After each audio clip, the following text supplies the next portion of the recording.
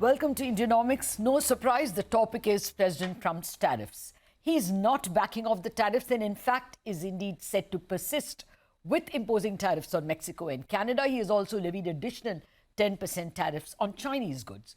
Chances are the affected countries are going to retaliate in some fashion. Now, how will these tariffs affect the US economy itself, considering that the most recent Atlanta Fed GDP nowcast data and the ISM manufacturing data for February are already pointing to a possible contraction of the US economy? Also, what are the takeaways for the global economy and for emerging economies like India? I have with me an economist par excellence who excels in several areas, Barry Eichengreen, Professor of Economics and Political Science at the University of California at Berkeley. Professor Eichengreen, thank you very much, sir, for sparing time for us. Well, first, can you start by telling us what may be the impact of these recent tariffs on the US economy itself? Tariffs on Canada and Mexico, which will elicit retaliation from the two countries, are a disaster in general and for the United States in particular. The three members of what we used to call the North America Free Trade Area are intimately connected, intertwined with one another. The famous figure is that parts and components of motor vehicles assembled in North America go across these internal borders 6 and more times before they're completed. So interfering with that is going to raise costs, reduce efficiency, and be bad for economic growth here, and by implication for economic growth in the world. Okay, well, sir, the Atlanta Fed GDP data and the February ISM manufacturing data are already pointing to a contraction of the US economy. Do you fear the US can actually go into a contraction for even longer, maybe a couple of quarters? So the Atlanta Fed indicator is very noisy, very volatile, and not a precise pinpoint indicator. But I think it's getting the trend right, that consumer confidence has been declining. Consumers are unhappy over inflation still, and it becomes harder to blame that on the Biden administration.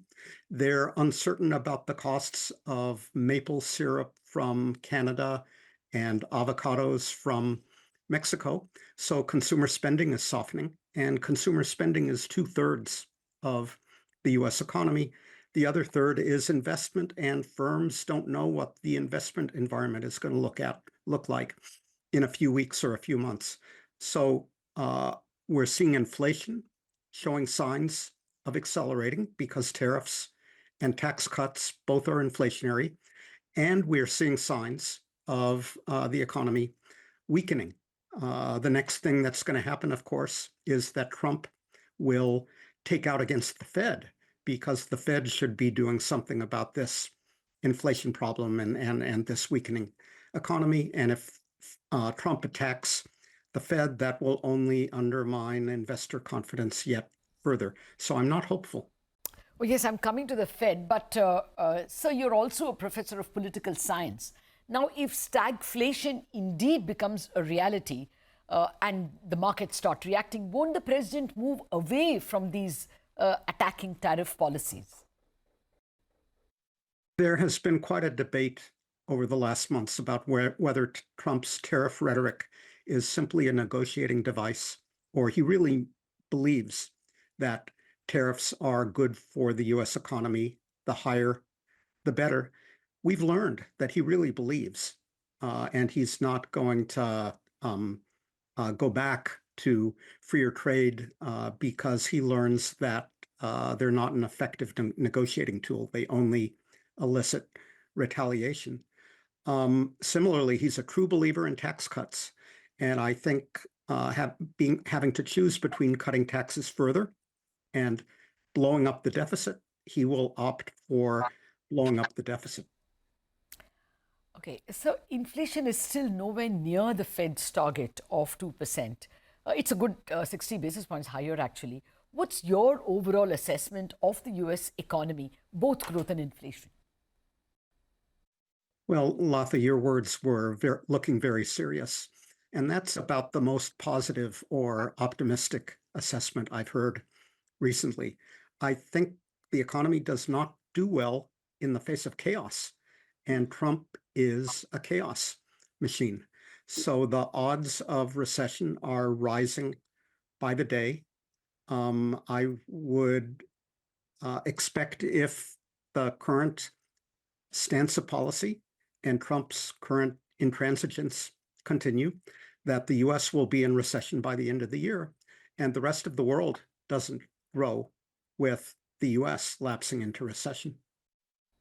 Okay. What's your take on the implications of tariffs on India? Will the reciprocal tariffs actually take place? Or do you think even that could get diluted? I think they will actually happen. I think there are a few national leaders who've done a good job at getting on Trump's right side. Keith Starmer of the UK and your Prime Minister Modi, partly because Trump so dislikes China, and India is a valuable counterweight in Asia to China. So I think there is a scenario where India avoids significant US tariffs, but it cannot avoid a significant US recession. So I think there are still very grave dangers for the Indian economy going forward. Okay, time permitting, I'll come to that, sir. But what do you think will be the impact of the tariffs on China itself? Do you think China may react by devaluing their currency? How else may they react? How will the economy pan out? As I understand it, today's measure is an additional 10% tariff on China, above and beyond what is already there. Because there were earlier tariffs on China, Chinese policymakers have been able to plan and adjust, invest abroad in Asia, do assembly of Chinese products in other Asian economies, begin to sell more to non-US markets. In all those ways, they can limit the fallout, limit the damage to the Chinese economy. In addition, they can retaliate strategically by banning exports of rare earths to the United States and other things that will encourage Trump to limit his tariff increases to 10% or whatever. I do not think that they will significantly devalue their currency, because that would damage financial stability at home in China, and because that would elicit more tariffs from Mr. Trump. So they're going to have to do the best they can with current exchange rates and current financial conditions. Oh, that's useful, sir. In fact, we have seen some stability in the yuan between 7.2 and 7.3. But now the bigger question, how will the Fed respond? Inflation is persisting well over 2%, and the economy may start contracting, if not this quarter, the next. And on top of this, there is this Elon Musk threat that the Fed is overstaffed. So how will the Fed respond? This is the worst imaginable situation for a central bank, because resurgence of inflation points to the need for higher interest rates. A weakening economy points to the need for lower interest rates. That's a very hard circle to square. The inflation is clearly coming now, and the recession, if it comes, will come later. So I would be betting on rate increases rather than further rate reductions, but it's not a happy situation. And I do worry that President Trump has issued executive orders challenging the status of independent agencies in the United States, asserting his authority to dismiss the head of those independent agencies. The Fed is a little different because it's run by a committee and not by a single head. But the Supreme Court has said it's fine to dismiss a single head. It can say next it's fine to dismiss the head of a committee. Financial markets will respond very negatively to any such measure undermining the independence of the Fed. And we will find out whether Trump still cares about the reaction of financial markets. He didn't care that they slumped in the US today because of his tariff announcement, and he stopped talking about them as well. So the widespread belief that financial markets will deter Trump from his worst instincts, that may no longer be true. So if the financial markets don't, and the courts don't, and the Congress doesn't, who is left? Well, that's a real scary situation, Professor Eichengreen. I'm not done with questions.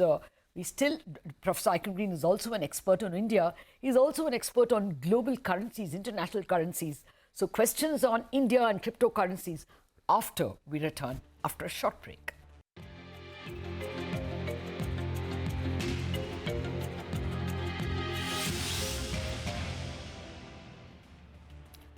Welcome back to a very special Indianomics. With me today, Professor Barry Eichengreen, Professor of Economics and Political Science at the University of California at Berkeley.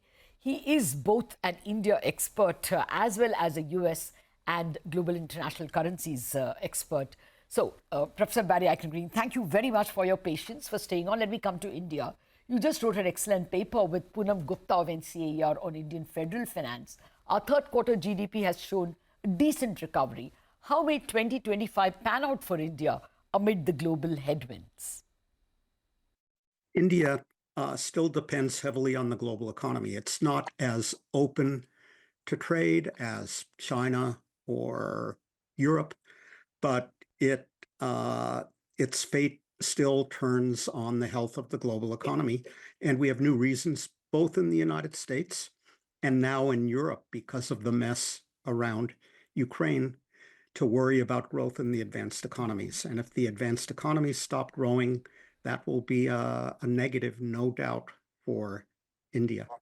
Okay. Well, sir, time permitting, I'll come back to India. But how does the new global political economy order look like to you? America was, for the last 75 years, the global policeman, seemingly supporting democracies. But now America and Russia are on one side and democratic Europe is on the other side. So how does the global economic order look to you? Well, in terms of Ukraine first, and possibly the Middle East second, Europe is going to have to step up because the US is either disengaged or no longer a constructive force. Militarily, Europe has the problem that it still relies on US intelligence, air cover, military parts, and the like. So it will need some US cooperation. And there are questions even there about what will happen. Trump's latest announcement is that he is pausing all aid to Ukraine. Yes. By implication, he will not be providing to the European countries the support they need to aid Ukraine. So I think this is very worrisome. In the longer run, there is that famous phrase uttered by Jean Monnet, the father of the European Union: Europe is forged in crises. Whenever a crisis happens, Europe steps up and deepens its collective will and resolve. We will see whether that will happen now. It can't happen in a few months, but it certainly can happen in a few years. Well, fair point, sir. These are dynamic situations and dynamic reactions from countries. But nevertheless, I would like your view on what kind of a new international order are we staring at? It will definitely be different from the post-World War order that we are used to, first bipolar, then unipolar. But just tell us, how will the global economy and global political economy look like? I think we are entering a new world order for the next 46 months, at least. That's the length of time before we have another president in the US. Okay, I like that, next 48 months. Well, so the financial markets have been seeing the US as an exceptional country, US exceptionalism as we call it, and funds were fleeing from emerging markets like India and going to the US. This also meant a strengthening of the dollar. Now, do you think, has US exceptionalism ended? If you had asked me 6 weeks ago on Mr. Trump's inauguration day, I would have said US exceptionalism is intact and the dollar's safe haven status is intact. John Maynard Keynes famously said, "When the facts change, I change my mind. What do you do, young man?" And the facts have changed. I think this is the first real threat to the dollar's status as a safe haven that investors and central bank reserve managers are reassessing meaningfully for the first time in my lifetime, so that what has been a strong dollar will not necessarily remain a strong dollar. Well, I'm glad you brought the conversation to international currencies and the dollar, because Trump's other announcement is a strategic reserve of cryptocurrencies. Now, how do you expect this reserve of cryptocurrencies to impact financial markets and indeed the dollar? Well, Mr. Trump understands one thing about cryptocurrencies, which is that crypto companies and entrepreneurs have contributed a lot to his campaign and to his pocketbook, to him personally. But he doesn't understand, so far as can be told, the economic and financial potential, the upsides or the downsides of cryptocurrencies. So all this talk about a crypto reserve and the crypto summit in the White House this coming Friday, it's just talk, what Mr. Trump would call good television. I do not think that cryptocurrencies are valuable as a means of payment, as a financial vehicle, except for tax evaders, money launderers, people engaged in terrorist finance and other nefarious activities. Plain vanilla cryptos like Bitcoin or Melania coin are too volatile to be a store of value or to be useful as a means of payment. Stable coins are not stable because they're not fully collateralized more often than not. Central bank digital currencies are not going to happen in the United States because the crypto industry sees a Fed coin as competition, and they're going to be lobbying furiously and effectively the White House not to permit the Fed to go down that road. So I don't think crypto will support the dollar. Only a central bank digital currency issued by the Fed has that potential. And given the politics, it's not going to happen.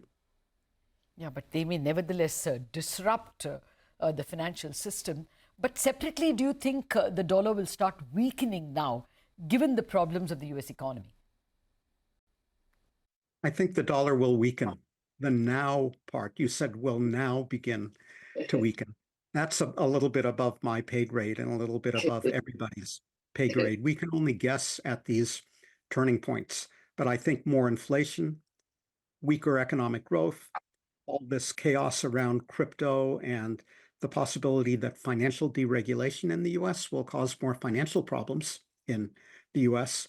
All of those factors combined will make for a weaker dollar over time. Oh, yes, chaos ahead. Well, to sum up, how would you have us understand how the US and the global economy will pan out in 2025? Just what should we be prepared for? It's hard for Americans to be optimistic about the economy or anything else under current circumstances. So I do think that 2025 will be a year of accelerating inflation and declining economic growth in the United States, a dilemma for the Fed and difficult times for the people. If Europe begins to spend more on defense and relax its very strict fiscal rules, that may be something of an offset. But, you know, the old statement about if the US sneezes, the world catches cold, that's true economically, and it's still true. So could be a tough year for the world economy as well. Oh, yes, indeed. The impact is transferred to us through real economy channels, financial channels, confidence channels. Okay, last two questions, sir. How will India pan out, you think? While it's true that we are connected, it has a large domestic-facing component. Will we be able to get away with fewer bruises to our growth? India we'll be lucky with growth between 6 and 7%. I think that is achievable or conceivable unless the U.S. really goes into the tank economically. Services are less likely to be hit by trade restrictions than merchandise. So India has some factors working in its favor. Okay. Well, finally, sir, we have to worry about China as well because financial markets have now started investing in China. There is a buy China trend. Do you think China has bottomed out? I think China has probably bottomed out, but it will continue to bounce along the bottom. In other words, there will be no sharp pickup in growth until China deals with its financial systems problems in the banking system, in the real estate sector, in the corporate sector. China can grow at 4%, which is my best guess of how fast it really grew in 2024, but it will be hard for it to do better. Well, Professor Eichengreen, out of time, thank you very much indeed for giving us a 360-degree perspective of the global economy, of the US economy in particular, and India as well. We like your 6 to 7% hope about the Indian economy. I think we should be able to deliver, but clearly very severe global headwinds ahead. Thank you very much for joining us.